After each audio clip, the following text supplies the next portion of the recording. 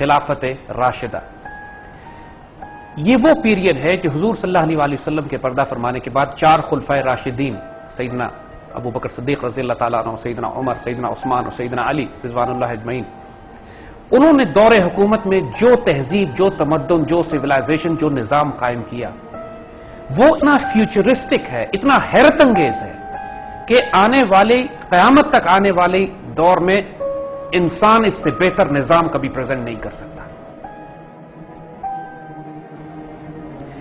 جو انسانیت کا مقام، جو انسانیت کو عزت دی گئی، جو معاشرہ تشکیل دیا گیا، جو اس کے روحانی ڈائمنشن تھے، جو اس کے پولیٹیکل، اکنامک، ملٹری پرسپیکٹو تھے، وہ ایک اتنا حیرت انگیز معاشرہ تھا کہ جس کے اوپر بنیاد بنا کر امت مسلمہ نے آنے والی صدیوں میں اپنی وہ تہذیب اور سیولائزیشن قائم کی، اور ایک ایسا ماڈل جو اپنے وقت کے لحاظ سے صدیوں آگے تھا، اتنا فیوچرسٹک تھا، اور آج کے دور میں بھی 21ویں صدی میں بھی فیوچرسٹک لگتا ہے. مدنی پیریڈ جہاں پہ پہلی مرتبہ ایک ریاست وجود میں لائی جاتی ہے، جو پہلی اسلامی آئیڈیالوجیکل سٹیٹ مدینے کی ریاست میں پیدا ہوئی، اور ہمارے آقا اور ربی کریم صلی اللہ علیہ وسلم نے جو اس ریاست کے پیرامیٹرز بنائے، جو moral, political, economic model set کیے، جو انسانیت کی رواداری اور مواخات قائم کی، بردرہڈ قائم کیا بٹوین دیٹ سیولائزیشن، وہ انسانوں کے تصورات سے بھی باہر ہے کہ how can it be possible کہ وہ سارے سسٹمز اس زمانے میں، اس معاشرے میں جہاں بیٹیوں کو چند سال پہلے تک زندہ دفن اور پانی پلانے پہ 40 سال جنگیں ہوا کرتی تھی، اس معاشرے کے لوگوں کو اٹھا کر انسانیت کی معراج پر کیسے پہنچاتی ہے. آج کے دور کے لحاظ سے یہ بات ریلیونٹ کیوں ہے؟ اب ہم ایک دنیا میں، کائنات میں ایک ڈیسائسو فیز میں داخل ہو چکے ہیں. 21ویں صدی کا جو یہ آغاز ہے، اس میں کائنات میں ایک ٹیکٹونک شفٹ ہو رہی ہے، یعنی پورے نظام تبدیل ہو رہے ہیں، اسپرچول ڈائمنشن میں بھی اور فزیکل پلین پہ بھی. ہمیں حضور صلی اللہ علیہ وسلم کی احادیث سے یہ بات ثابت ہے، بالکل معلوم ہے ہمیں یہ بات، اور ہماری زندگیوں کا مقصد بھی یہی ہے کہ ڈیوٹی جو دنیا میں مسلمان کو دی گئی ہے کہ اگر خلافت قائم ہے تو اس کو اسٹیبلش، اس کو جاری رکھیں، اس کی حفاظت کریں، اگر قائم نہیں ہے تو اس کو قائم کریں.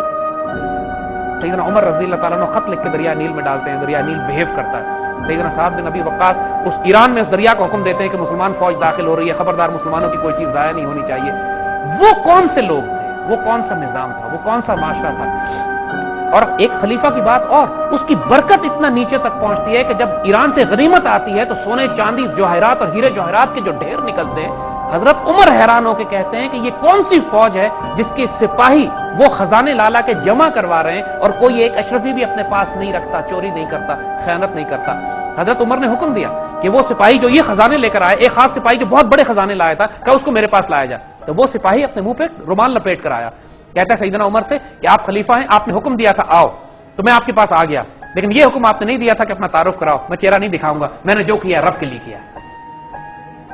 خلافت راشدہ کے جو ایٹریبیوٹس ہیں، جو اس کی صفات ہیں، جو اس کی خوبیاں ہیں، اس میں سب سے پرومیننٹ بات جو ہمیں خلافت راشدہ میں حضور صلی اللہ علیہ وسلم کی وراثت کے حوالے سے ملتی ہے وہ یہ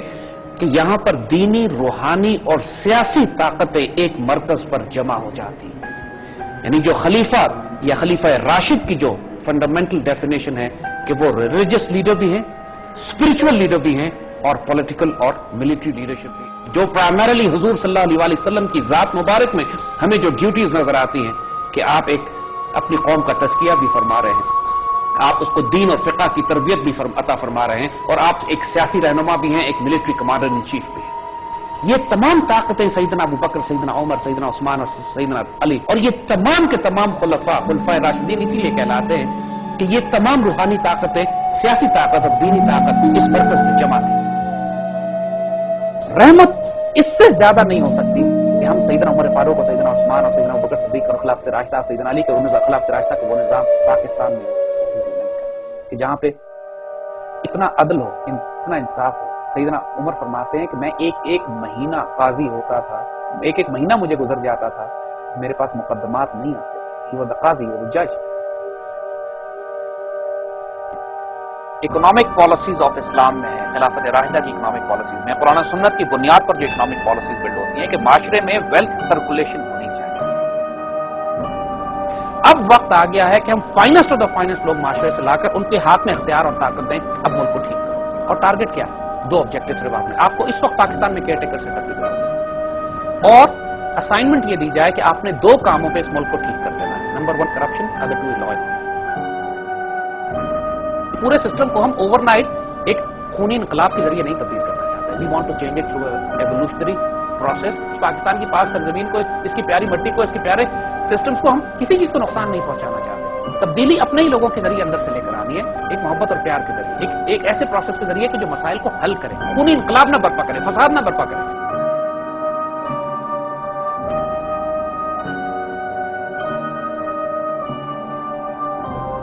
جو بات ہم خلافت راشدہ کے حوالے سے جو کر رہے ہیں کہ یہ صرف ہم ایک سیمپلنگ دے رہے ہیں, مثال دے رہے ہیں آپ کو کہ وہ حکومت جو 22 لاکھ مربع میل سے زائد کے علاقے پر پھیلی ہوئی ہے, چنگیز خان اور نیپولین اور الیگزینڈر کی حکومت سے زیادہ بڑی ہے, اس کو چلانے کے لیے جو حیرت انگیز رولز اینڈ ریگولیشنز اور پرنسپلز بنائے گئے, وہ اتنے فیوچرسٹک, اتنے ڈائنامک اور اتنے آزاد ہیں کہ واقعی نظر آتا ہے کہ آزاد قومیں جو دنیا پر حکومت کرتی ہیں وہ انہی رولز اینڈ ویلیوز پر عمل کرتی ہیں. آنے والے پاکستان میں ہم نے اگر پاکستان کی تکمیل کرنی ہے, اس میں اب کوئی شبہ نہیں ہے کہ ہم کو پاکستان کو ری ماڈل کرنا ہے.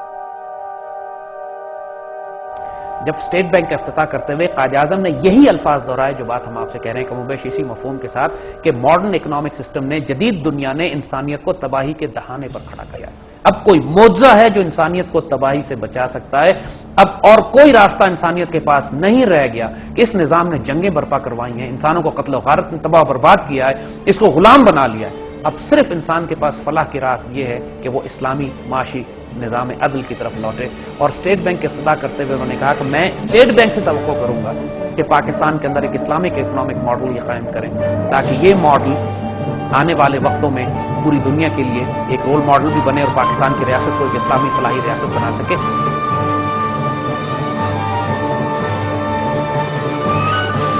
پاکستان مرکز بنے اس خواب کی تعمیر کے لیے کہ ایک ہو مسلم حرم کے پاس پانی کے لیے نیل کے ساحل سے لے کر تا بہا کے کاشان.